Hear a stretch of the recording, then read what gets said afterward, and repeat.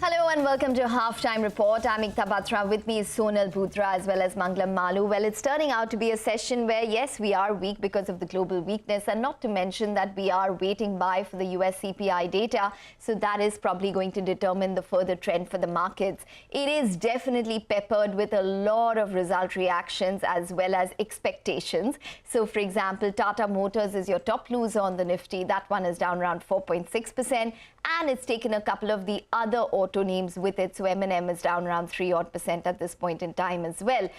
Separately, just want to point out that there is some amount of traction in a couple of the telecom names. So Bharti Airtel is managing to hold its head above the water, up around 1% for Bharti Airtel. And it's really a mixed picture for the financials, which have been outperforming all through the entire week, especially the PSU banking space, which is now seeing some amount of profit booking in today's trading session. A lot of results to watch out for. I can't even count the number that we are expecting in the next 2 odd days. But the good part is we are towards the fag end of the earnings season, so I think that's some relief. But other than that, most of the numbers and most of the stocks, they are reacting to earnings as well.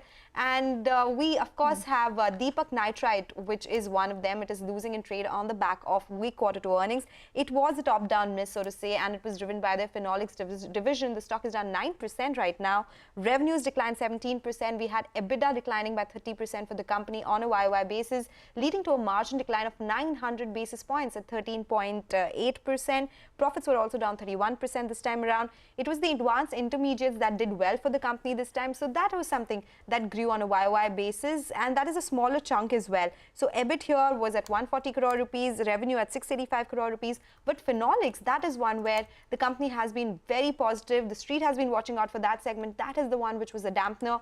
EBIT there declined 55% on a YOY basis, 45% on a sequential basis. So definitely not looking good there. But Aurobindo Pharma, that is the other loser, and some updates there as well, Ekta. Yes, absolutely. You know, this is something that Timsy had put out in the morning. So the company has indicated that they're in the process of asserting further details when it does come to the director of the company. So this is Mr. Ramprasad Reddy's son that we're talking about, who has in fact been embroiled in this particular issue. So that is Aurobindo in fact clarifying at this point in time that at this point they are in the process of asserting further details. Obviously, the stock has taken a huge hit. The stock is down around 6% on the back of this particular piece of news, which we had broken in the morning.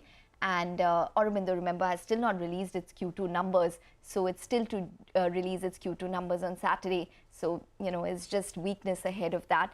It has nothing to directly do with the top management of the company. This person is a whole-time director and is the son of one of the co-founders or promoters of the company. It's not the MD, not the top management, but nonetheless, negative news coming in for Aurobindo. All right, negative news coming in from the pharmaceutical space for Aurobindo Pharma, but can't say the same for Wonderla Holidays, because let's talk about that one. It's the first stock on our radar today, buzzing in today's trading session. Why just today? In fact, over the last 1 year or so, this year it's up almost 75%. And why is that? Well, because people post-COVID are flocking to all the amusement parks. The second quarter, which is a seasonal